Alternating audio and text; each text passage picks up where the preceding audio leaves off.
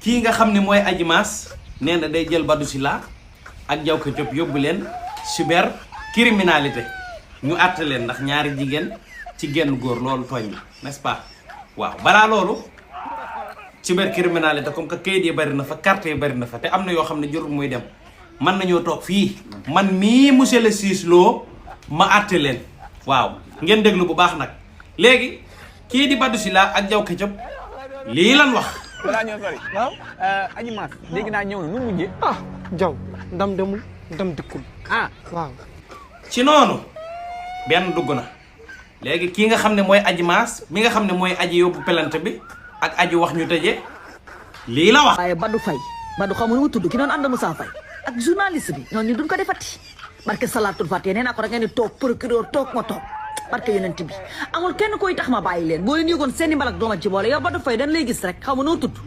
sa ndawaay rek nga xamante ni mauvaise haleine nga am yow dañ lay gis rek say bëñ yu tegloo mel ni boolu tegle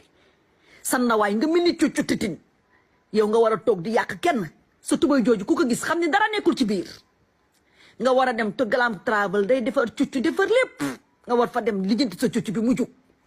yow nga toog nee nga mën nga yàq doo ko defati journaliste bi toog nekkoon dof ndayam doon liggéey ci arrêt ndayam daan fóotaani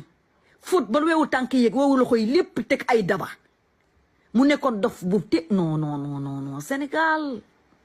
dama xam ni man mi reewa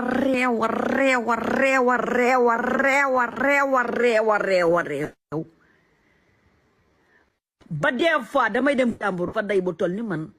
te duma ci sotti ndox ñëw toog yow man ngeen ni war a jaay réew man kappa du haut niveau man nga xam ni dara safuma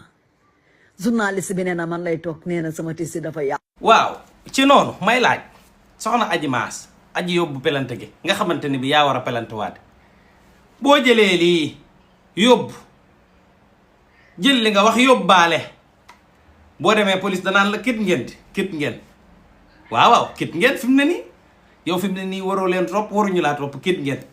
doonoo wax jox la nga wax delloo leen fi mu ne nii kit ngeen yéen waaw bu doon mat sa mën a remontada la liggéey lañ leen sax moo ëpp est-ce que ñoom duñ wëlbatiku ñoom dem yóbbu la cybercriminalité lu mën a xew daal attagaa ngi noonu kit ngeen fi mu ne nii bu bal tàkk bu jaasi di jóg suba na ñëpp nekk jàmm bu kenn dem police jeex na atta naa leen c'est fini dama kaa fàtte woon kat wuyu ma comme que ñoom ñaar kit na